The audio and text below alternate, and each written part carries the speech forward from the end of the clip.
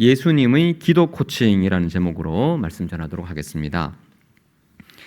요즘 우리 교육자들뿐만 아니라 우리 성도들도 달리기 하시는 분들이 많이 계십니다. 전 국민 달리기 열풍. 그래서 러너들이 1,000만 명이 넘었다 그러죠. 그래서 유튜브 콘텐츠에도 이 달리기에 관련된 콘텐츠들이 꽤 많이 있습니다. 수많은 정보들이 유튜브에 있는데 소위 유명한 러닝 코치들이 다양한 의견을 냅니다. 무릎을 어디까지 올려야 된다. 팔 각도는 어떻게 하면 잘 달릴 수 있다. 특별히 이제 논쟁이 뭐냐면 이 발바닥을 어디부터 땅에 닿아야 하느냐. 그래서 발끝, 발 중간, 그리고 발 뒤꿈치부터 닿아야 한다. 엄청난 다양한 정보가 있어서 이 사람들이 헷갈린대요. 그래서 댓글이 서로 이제 내가 옳다, 네가 옳다, 누가 얘기했는데 그 말이 맞더라. 누구 연예인 중에 가장 잘 뛰는 사람이 이렇게 말하는데 나도 그렇게 뛰었더니 되더라. 아니다. 선수 출신 누구 코치가 얘기하는데 그 말이 맞더라. 설왕설래 이야기가 굉장히 많습니다. 그런데 최근에 어느 한 분이 그걸 싹 다 정리를 했습니다. 이분이 유튜브에 나와서 이렇게 달리면 됩니다 하니까 사람들이 그냥 고개를 다 숙였어요. 수긍을 했어요. 누구냐 하면 바르셀로나 올림픽 마라톤 금메달리스트 황영조 선수가 그냥 아무렇게나 뛰세요 하니까 그냥 다 정리가 됐습니다. 편한 대로 뛰면 됩니다. 이러니까 그냥 다 잠잠해지더라고요. 그 누구도 토를 달지 않습니다. 왜냐하면 우리나라 최고 마라톤 권위자거든요. 금메달리스트는 한 명밖에 없어요. 송기정, 오은 돌아가셨잖아요. 그러니까 황영조만 계시거든요. 그러니까 이 황영조 감독이 얘기하니까 다들 고개를 끄덕끄덕거립니다. 그렇지. 내가 부족했어. 제가 왜 이렇게 말씀드리냐 하면 우리는 최고의 권위자의 말에 귀를 기울입니다. 그리고 그의 코칭을 한 번이라도 받고자 합니다.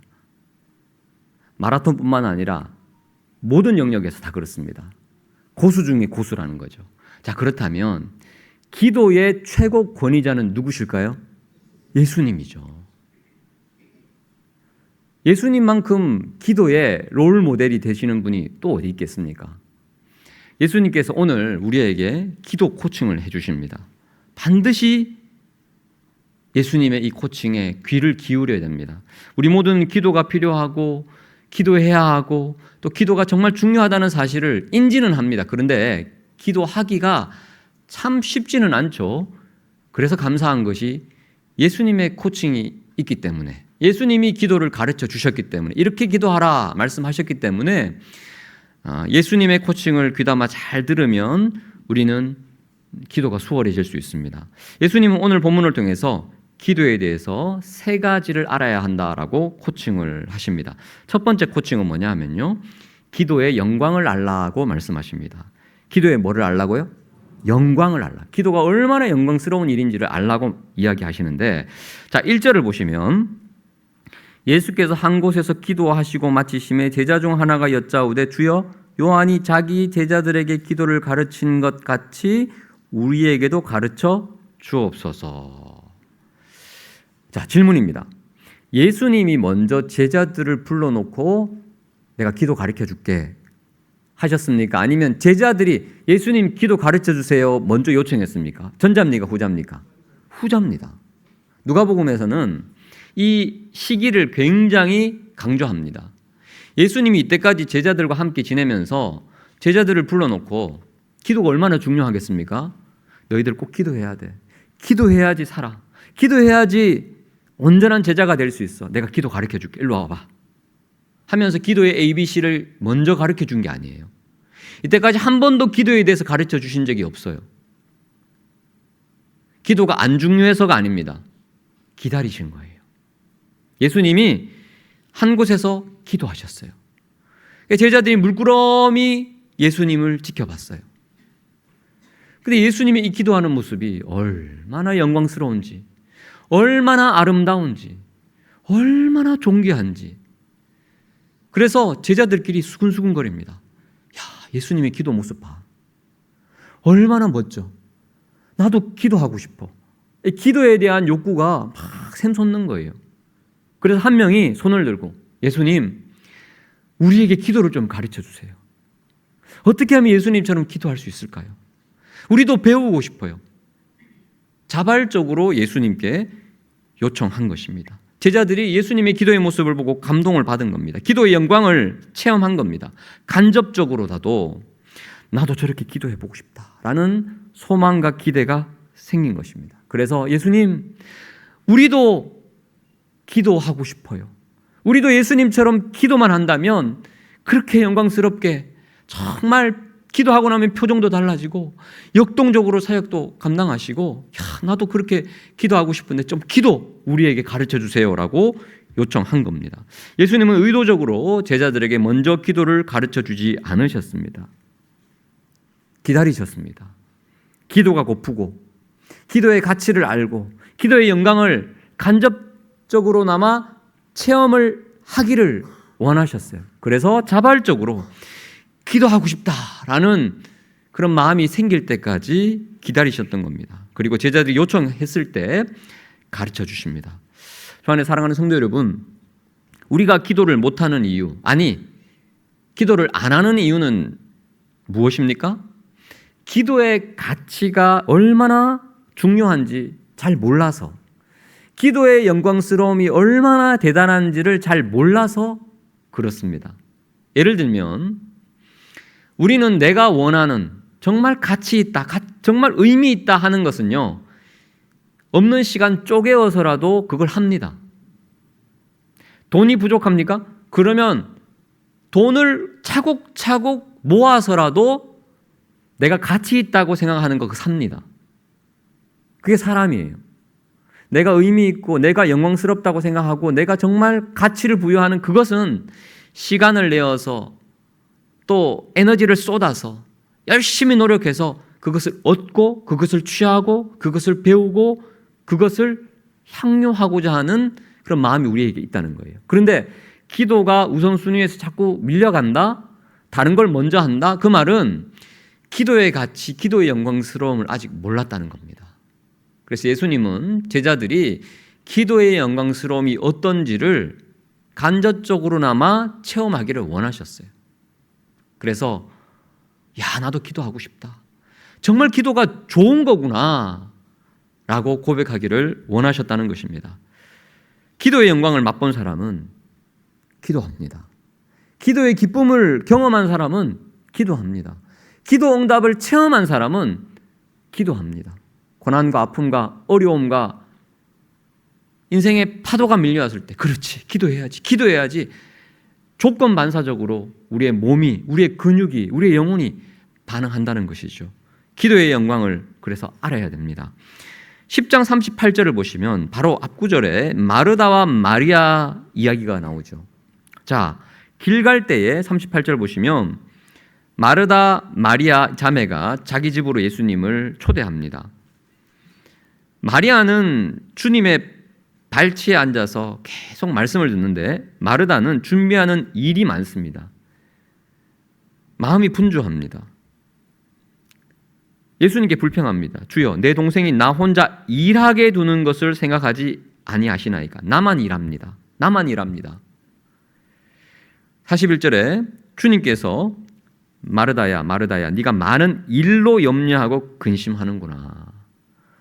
마르다는 일 중심의 사람입니다. 이게 세상의 방식이에요. 일을 더 많이 하고 그 일을 통해서 영광을 얻고자 하는 겁니다. 일을 많이 하면 사람들이 박수치고 칭찬하고 인정받으니까요. 그러니까 하나님의 일도 그렇게 착각한 거예요. 일을 열심히 하고 일을 잘 감당하는 것, 그게 중요하지 않다는 게 아니라 우선순위의 문제인 거죠. 그런데 42절 보십시오. 예수님은 뭐라고 말씀하십니까? 몇 가지 일만 하든지 혹은 한 가지 일만 해라. 그 한 가지 가장 중요한 일이 무엇입니까? 마리아의 좋은 편. 마리아는 예수님의 발 앞에 앉아서 말씀을 듣습니다. 이것이 바로 좋은 편입니다. 그래서 11장 1절에 예수님도 그 좋은 편을 택한 겁니다. 한 곳에서 기도하신 거예요. 하나님의 음성을 듣는 겁니다. 분주하게 일을 많이 해서 그 성과를 내어서 사람들로부터 박수받고 영광받는 것에 익숙했던 마르다였습니다. 예수님은 오히려 마르다를 책망하십니다. 마르다야, 네가 너무 분주하구나. 여기서 마음이 분주하다라는 뜻은 원어상 끌려다닌다는 뜻이에요. 많은 일을 이루어가고 있는 것처럼 보이지만 인생에 끌려다녀요. 일에 끌려다녀요. 하나님께 이끌려 사는 인생이 아니라 일에 끌려 살아갑니다. 그것은 영광스러운 삶이 아니라는 거죠. 오히려 아무것도 하지 않는 듯 보여도 마리아처럼 주님 앞에 머무는 삶, 그 삶이 가장 영광스러운 삶이다 라고 칭찬하시고 마리아를, 예수님도 스스로 11장 1절에서 하나님 앞에 머무는 삶을 선택하십니다. 제자들이 봤을 때 야, 이것이 진짜 영광스러운 삶이구나 라고 깨닫게 되는 것입니다. 두 번째, 예수님의 기도에 대한 코칭은요, 기도 들으시는 분이 누군지 알라는 코칭입니다. 기도 들으시는 분이 누구인지 알라는 거죠. 자, 예수님께서 2절에 기도를 이제 본격적으로 가르치시는데, 너희는 기도할 때 이렇게 하라 하고 첫 번째 단어가 뭐죠? 아버지요. 이 단어에서 사실상 게임이 끝났습니다. 아버지요. 파테르. 이 한 단어가 기도의 본질을 정의합니다. 우리의 기도를 들으시는 분들은 누구시죠? 아버지. 우리의 기도는 도저히 범접할 수 없는 어떤 초월적인 존재에게 올리는 주문 같은 게 아닙니다. 이 단어를 통해서 예수님이 기도를 어떻게 정의하십니까? 기도는 대화다. 아버지를 향한 대화다라고 말씀하십니다. 유대인들은 구약에서 아브라함의 하나님, 이삭의 하나님, 야곱의 하나님이라고 하나님을 불렀어요. 근데 예수님은 제자들에게 뭐라고 말씀하십니까? 아버지여라고 불러도 된다는 거예요. 이게 신약 이후를 살아가고 있는 모든 그리스도인들의 특권입니다. 여러분, 우리의 기도를 들으시는 분은 아버지십니다. 기도 많이 하시는 분들은 막 통성으로 기도하시다가 어느 순간이 딱 되면 아버지 이러잖아요. 다른 미사여가 필요 없습니다. 아버지. 여기에 모든 기도가 다 담겨 있어요. 모든 한과 서러움과 인생의 모든 굽이굽이 아픔과 눈물들을 그 아버지라는 단어에 다 담아서 쏟아내면요, 이 아버지께서 다 기도를 들으시고 사랑하는 아들아, 사랑하는 딸아, 내가 다 안다. 내가 다 안다.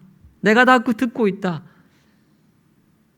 이런 영혼의 음성을 들려주실 때 모든 문제가 다 해결되고, 여전히 어려움과 고난의 파도는 넘실거리지만 우리의 마음이 얼마나 평안한지 몰라요. 우리의 기도를 들으시는 분이 바로 아버지라는 사실을 기억하시기 바랍니다. 아버지의 특징이 뭐죠? 자녀에게 좋은 걸 줍니까? 나쁜 걸 줍니까? 좋은 걸 줍니다. 11절 보십시오. 아버지의 특징은 언제나 자녀에게 좋은 걸 줍니다. 생선을 달라 하는데 뱀을 줄 아버지가 어디 있겠느냐? 알을 달라 하는데 정갈을 주는 아버지가 어디 있겠느냐? 13절, 악한 아버지도 자기 자식에게는 좋은 것을 준다. 하물며 하늘 아버지께서 너희에게 좋은 것을 주시지 않겠느냐?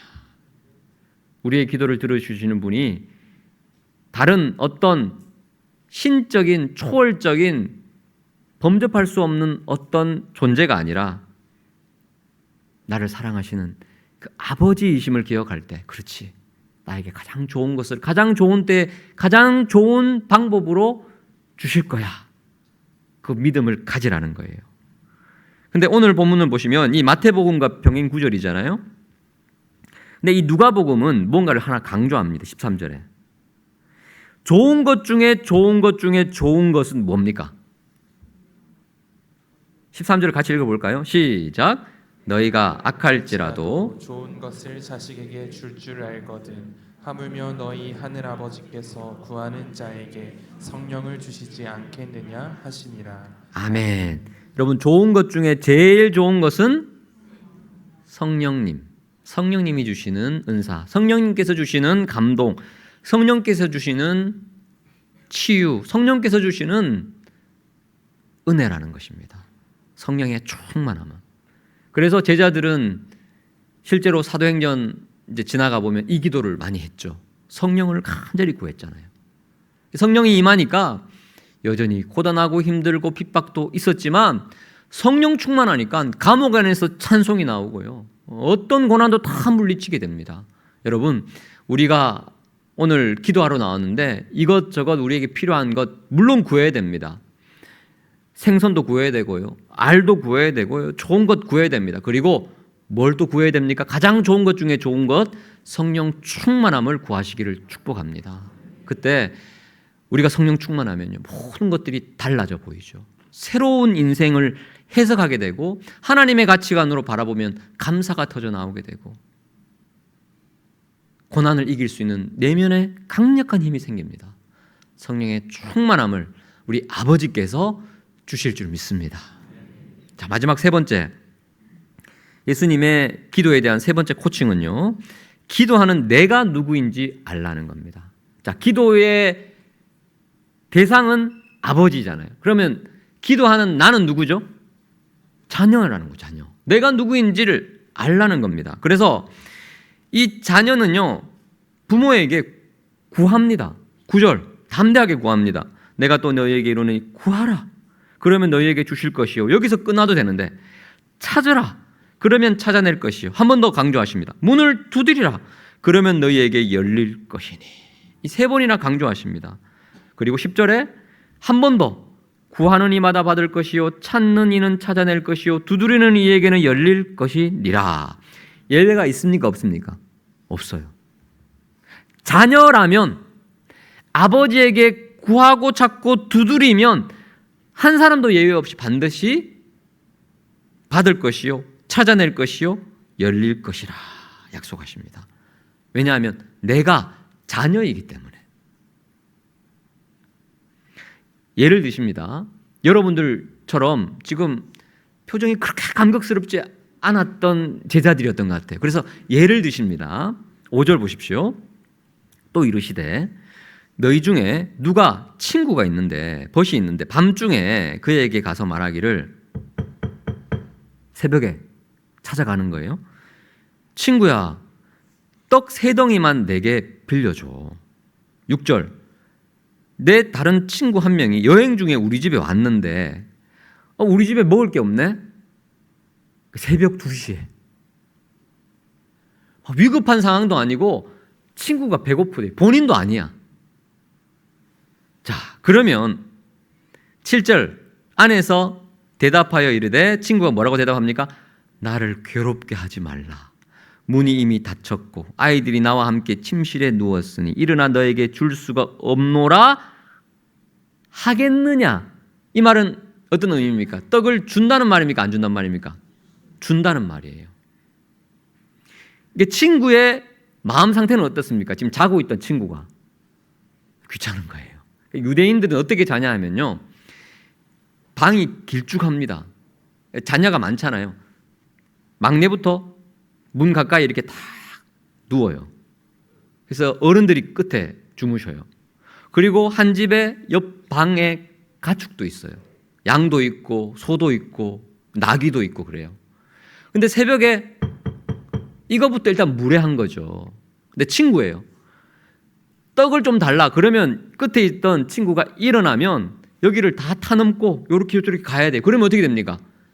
아이들 겨우겨우 재웠는데 다 깨요. 옆에서 양도 음메 무슨 일이야? 소도 깨고 하면서 깨고 닭도 꼭 끼워 아침인가 하고 깨고, 이거 다시 잘라면 너무너무 일이 많아요. 이게 귀찮은 거예요. 지금 예수님이 그 말씀하시는 거예요. 나 침실에 누웠으니 아이들이 나와 함께 누웠다. 이거 알지 않느냐라고 말해야 되는데 친구가 지금 뭐하죠? 8절에 보십시오. 내가 너희에게 말하노니 비록 벗됨으로 인하여는 일어나 주지 아니할지라도 그 무엇을 인하여? 간청함을 인하여 일어나 그 요구대로 주리라. 여기서 간청함, 오늘 큐티 하신 분들은 아시겠지만 이 아나이데이아라는 간청하다라는 헬라어 동사는 성경 전체에 여기만 나오는 아주 독특한 동사예요. 정확한 뜻이 뭐냐 하면 뻔뻔스러움이라는 뜻이에요. 양심도 없이 끈질기게 고집스럽게 쪼르다라는 뜻이에요. 그러니까 이 친구가 뻔뻔스러운 친구예요. 새벽에 빵 내놔라는 거예요. 떡 좀 달라는 거예요. 너무 뻔뻔스럽지만 달라니까 그냥 주는 거예요. 자, 예수님이 왜 이렇게 극단적인 예를 드시느냐? 이 뻔뻔스러운 친구를 좀 배워라는 거예요. 간청함. 근데 너희들은 왜 그렇게 뻔뻔스러움이 없니? 아버지한테 구하면서. 친구도 뻔뻔스럽게 구하면 친구라는 관계 이상 그 뻔뻔함 때문에 아유 글쎄 가져가 하는데 친구가 아니에요. 아버지예요. 그리고 나는 자녀예요. 자녀의 특징은 뭐죠? 세상 뻔뻔합니다. 별로 미안해하지 않습니다. 특히 나이가 어리면 어릴수록. 제자들은 영적인 아이들이잖아요. 여러분, 이제 갓 태어난 아이가 배가 고파요. 그러면 배고프면 어떻게 표현하죠? 응애 울어요. 근데 응애 울다가 이 아이가 다른 아이보다 발육이 빠르고 굉장히 지능이 뛰어나요. 아, 내가 아직 1살이 안 됐지만 엄마 아빠가 지금 곤히 주무시는 오늘은 내가 울면은 염치가 없는 거다 이거. 오늘은 내가 배고파서 참아야 되겠다 하는 아이 보셨습니까? 없어요. 아이의 특징은 뭐죠? 배고프면 그냥 울어요. 아이들 학교에서 유치원에서 다녀오면 집 문 열자마자 뭐라고 말합니까? 가방 던져놓고 밥 달라 그러잖아요. 자기가 해먹으면 되는데 왜 그렇습니까? 아버지 어머니를 사랑하고 신뢰하기 때문에. 당연하게 뻔뻔스러워. 그런 뻔뻔함이 너희들에게 필요하다. 왜냐하면 하나님은 아버지시고 너희는 자녀이기 때문에. 구하고 자꾸 두드리라. 근데 사탄은 뭐라고 말합니까? 우리에게 너 양심 좀 있어. 너 이거를 구한다고? 네가 바르게 살지 않으면서 이걸까지 하나님께 구한다고? 너 왜 그렇게 뻔뻔하니? 라고 사탄이 우리에게 거짓말합니다. 거기 속지 말라는 겁니다. 간청함을 배우라는 거예요. 친구도 그렇게 하는데 너희는 자녀가 아니냐. 야고보서 4장 2절 말씀. 너희가 얻지 못하면 구하지 아니하기 때문이요. 구하면 주신다고 했는데 왜 구하지 않습니까? 성경은 뭐라고 얘기합니까? 너는 내게 부르짖으라고 말씀하셨어요. 구하고 찾고 두드리라고 말씀하셨어요. 구하고 찾고 그래서 안 되면 어떻게 합니까? 두드리는 거예요. 부르짖는 거예요. 예수님이 성령께서 오실 것이다. 성령을 주실 것이다. 약속하셨잖아요. 사도행전 1장에서. 그런데 제자들이 어떻게 합니까? 한마음 한뜻이 되어서 부르짖었어요. 간절히 기도했습니다. 그리고 우리의 기도의 모델이 되시는 코치가 되시는 예수님도 히브리서 5장 7절을 보시면 어떻게 기도하셨습니까? 육체에 계실 때 자기를 죽음에서 능히 구원하실 이에게 심한 통곡과 눈물로, 이 크라우게는 부르짖는다는 뜻이에요. 고함 소리라는 뜻이에요. 예수님도 그렇게 부르짖으면서 기도하셨어요. 구하고 찾고 두드리고 사탄이 거짓말할 때마다 너 왜 그렇게 뻔뻔하니? 라고 이야기해도 그래도 믿음으로 담대하게 은혜의 보좌 앞에 나와서 예수님처럼 부르짖으면서 기도하시는 여러분 되시기를 축복합니다.